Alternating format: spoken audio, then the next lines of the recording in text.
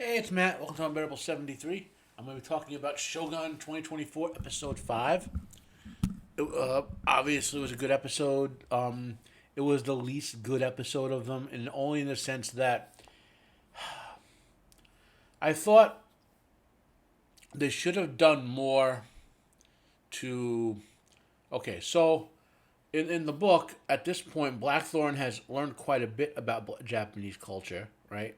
He's picking things up, so to speak, but he still has gaping holes in his ignorance. Okay, so the gaping hole, and this episode does show a bit of show some of that in the sense that, on one hand, there's the issue with the pheasant and causing, causing someone to be killed, although it turned out to be useful in the plot episode.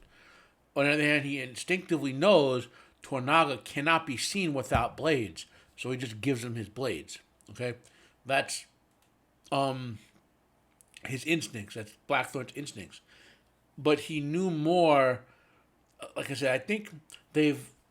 Okay, so this version of the adaptation is showing both the Blackthorn and Toranaga scenes that were in the original book, right? Whereas the 1981 did not. They concentrated mostly on the Blackthorn because they wanted to portray Blackthorn exploring, learning about Japanese culture, and have the Japanese culture reveals be part of the plot, right? So here they're going back to the way it was in the novel. The only issue is, I think they could have. In other words, this is a 10 episode, I think, miniseries. It probably could have been better at 12 or 11, but putting some more of the Blackthorn stuff as he learns Japanese culture. He should have. He knows more. Like he knows enough with. Like I said, I'm not trying to be picky about it. I just think it felt rushed. I felt going through the Blackthorn part of the episode felt rushed because they're skipping over stuff we know had to occur. It's kind of the same thing in what did I review last? In Sharp, right? Historical fiction also. They're skipping over stuff you know has to have occurred in the visuals that I know was in the book because I read Shogun. I suspect was in the book in the Sharp books, right? So that's the major flaw in this episode. Okay, everything else you can quibble over or whatever.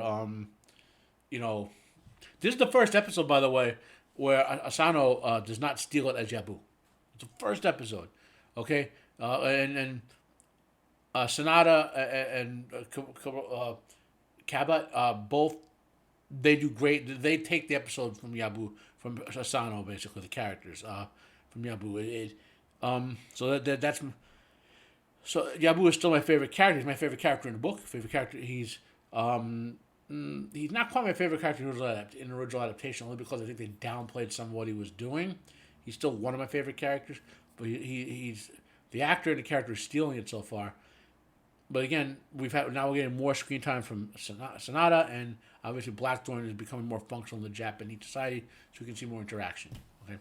Now, I put some links to something that people who aren't foodies, right? Or I grew up Italian, so I knew some of this stuff just by virtue of my own people used to make food and put like all the basements in the neighborhood I used to live in, which are basically been torn down and turned into like crappy 2-story houses now, and like filled in.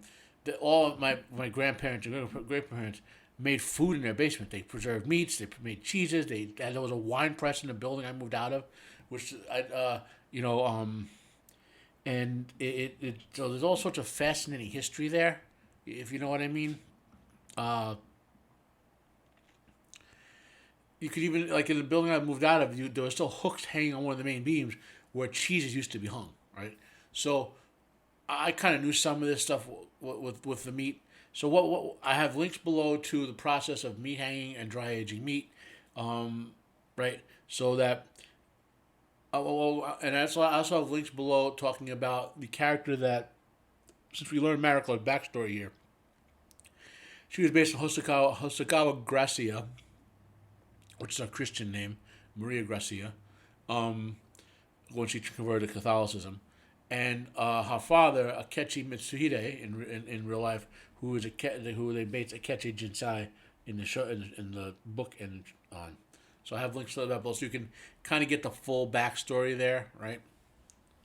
So let's do the episode review. So now we open essentially with Tornaga Did I get? Oh yeah. So flashbacks, of course, and now the opening before the credits is Toranaga and his armies on the move. Okay, now in the book, there was a whole point of time. In fact, no, it's coming up. There was more going on that they've skipped over a bit of in terms of the development of Toranaga mobilizing his forces and whatnot, but not enough that like I said, we know this stuff would have occurred in the time span between the episodes, right? And we know this is right after his son did the execution. So Toranaga was already planning to mobilize, right? So this is more of Yabu not understanding. Remember I said, Yabushige, he himself cannot see Toranaga's plans, but he knows Toranaga is a genius, which is why he's trying to play both sides. And Toranaga will call him on it in this episode that he's playing both sides blatantly. So Toranaga's army arrives because he knows the war is coming. It's a debate in the Council of Regents. This is kind of the usual politics. This is the sort of politics that Toranaga is playing, knows would occur. That no matter who they nominated, none of them were going to agree because there's right around this time Christianity was being declared illegal in some parts of Japan, and there was executions and the Christian daimyos. It's a complicated sort of period, and so the novel, well over both adaptations, the novel goes into that politics quite well. I may try to find, the article on Hosokawa Gracia does go over quite a bit, so I'm not going to link a separate article on it. So you get an idea of the politics going on with the Catholic conversions and all going on.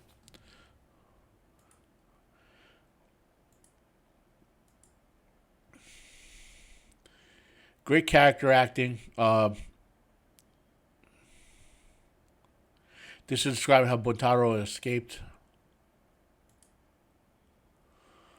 This is the pheasant caused the whole incident at Blackthorn's house, and now this is Toranaga's disappointed in his son. His son knows it. The whole disciplinary process here of him trying to make his son, you stop being an idiot. Because remember, think of the timing, right? Joken, whatever his name was, he's there. Toranaga was planning on arriving while he was there, so he had timed it perfectly to show up with his army to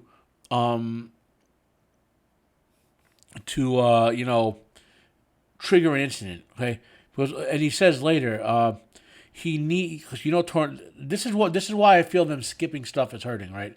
Because it may feel like something later on what Toranaga says, if I had attacked Ishido in Osaka Castle, I would lose. It's a massive fortification. Just like if they attacked him in Edo, it's a massive fortification. But by forcing forcing him out, so Toranaga is going to use that. Toranaga is going to use the mistake his son made to essentially force Ishido and his forces out of Edo to have to engage him in a place for Toranaga's choosing.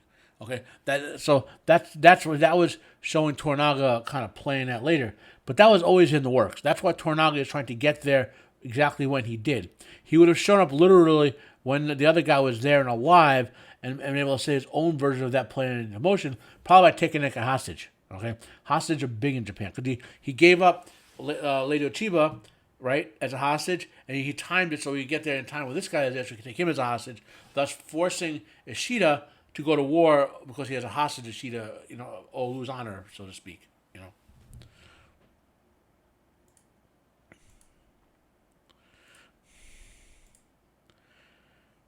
And this is, of course, the head being sent back to Ishido.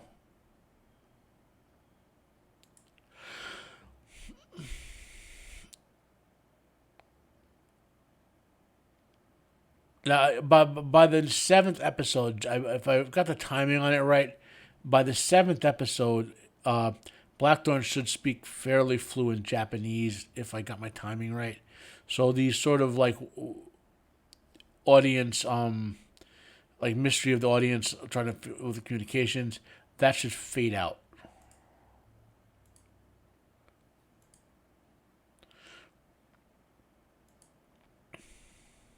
So this is Tornado calling Yabushiga on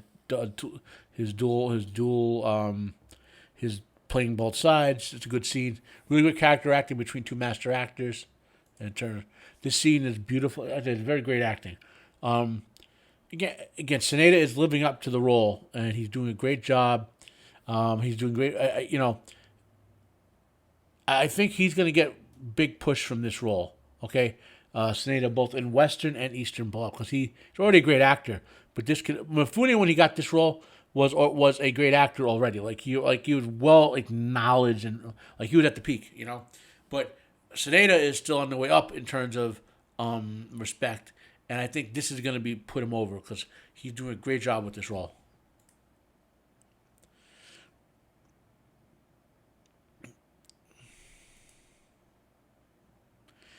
Now okay. So there's a bit that's going to come up here. So this is the Anjin-zan's house, the Hatamoto's house, right? So there's certain set of customs and rules here. So now Anjin, the Blackthorn is hosting Mariko and her husband as guests in his home. So there's a lot of complex stuff going on in this scene. It's really well done. Now remember, Blackthorn, even though not showing, has begun to learn aspects of Japanese culture. Okay, he still doesn't like them and respect them, but he figured some of them out. Plus, he is a good judge of character. This one thing that is kind of it does show it, just not as well as I would like. Okay, so he knows that he, as the host, he can sort of basically he's trying to embarrass Buntaro for Buntaro's slights against Mariko. Okay, which that's where his ignorance comes in, and he doesn't know what he's pushing when he does this. Okay.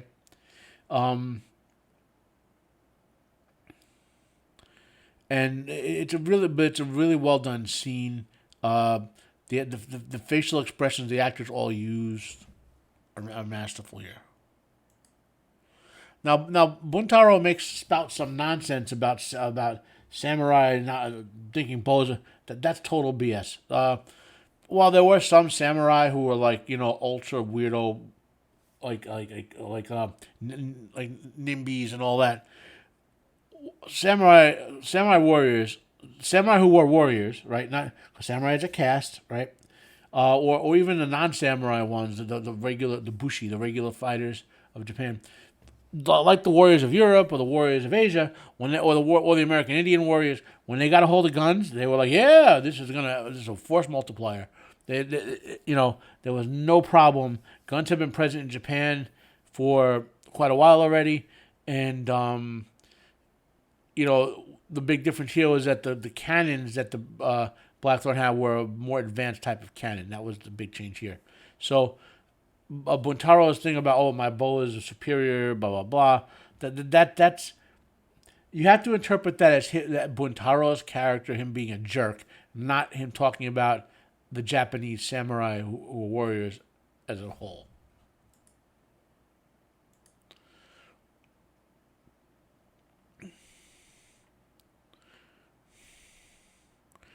It's funny watching Mariko try to play a delicate dance because she knows he translates directly what Blackthorn is saying to her husband. It's basically going to cause her husband to pull out his sword and kill him. Okay, or Blackthorn gets gunning. I'll find out later. So she's trying to defuse a bomb. Okay.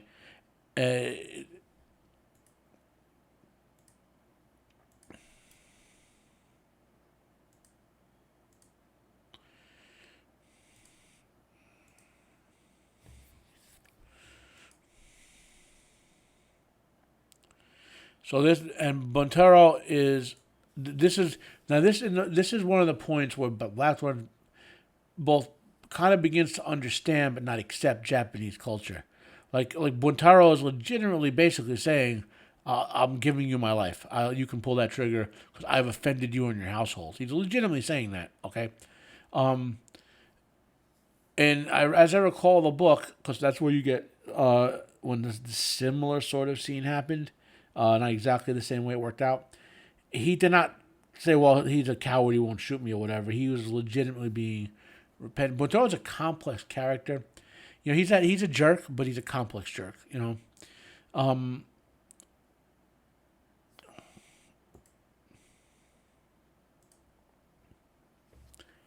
So that thing about the sake is they're trying to find a way out of it. Like they agree to blame it on the sake. This way, no one has to die. Essentially, what that happens. The name drop was a little awkward here, but it was okay. I mean, he's talking. This is he should have. They should have worded the conversation a little better, but no big deal.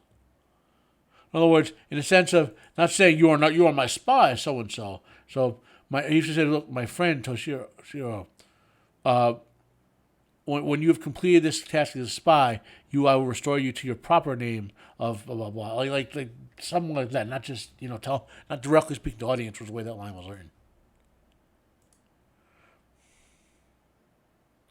Again, this is all the cultural blah blah blah, Now here I'll get to the meat of the episode is what happens here.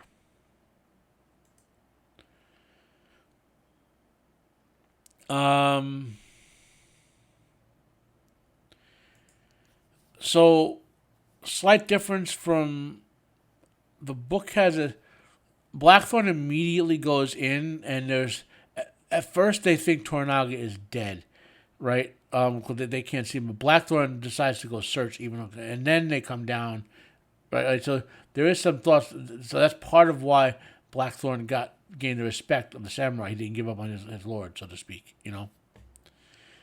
But then of course we get the scene where they get Toranaga and they realize he doesn't have his blades.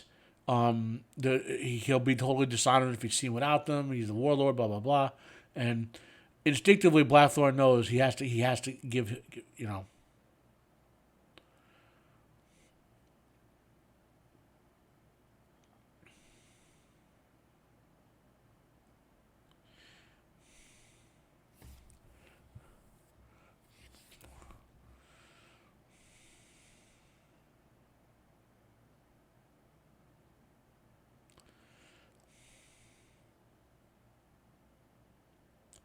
So this what seen here. This is them saying, "Wait a minute, he's acting weird, but he understands he has to do this as a vassal. He has to surrender his honor to be seen without the blade is dishonorable. He surrendered his honor to his daimyo's honor, so to speak, and thereby gains honor in it. So that's the kind of cultural exchange.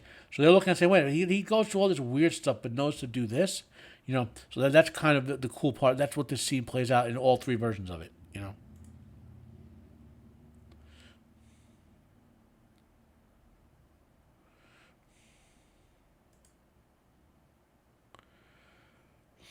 And the wreck of the village, the whole bit. And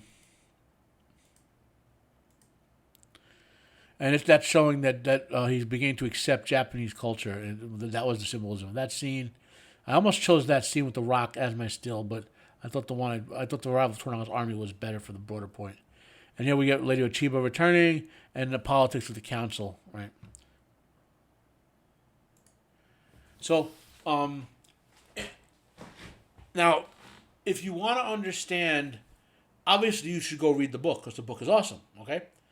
If you don't want to read the book, but you want to look at the historical event, get a sense of what was going on there, you can loosely pull from the historical events by reading those two links that I provide about Hosokawa Gracia, who is Mariko's historical antecedent, and Akechi Mitsuhide, who is Akechi Jinsai's historical father. If you read through those, you'll get an idea of what was leading into the events that are being fictionalized here. Man, I talk too much, I get the hiccups. What else can I say about the episode?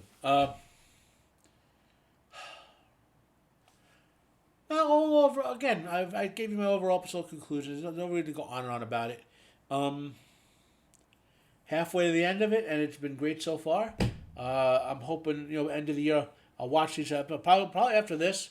I may wait a month. I watch the original miniseries again. Because Richard Chamberlain and Toshiro Mifune, right? But anyway, my name is Matt. This has been Unbearable 73 review of Shogun episode 5. If you really want a really, really deep breakdown, there's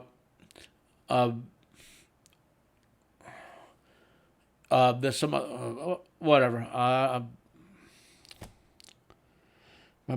tired. My brain just locked. Anyway, comment down below if you have any questions about this. Or, again, I'm not a deep historian. I'm just telling you the context I understand things in. And now I'm going to give you a couple links to help explain more deeply. Okay?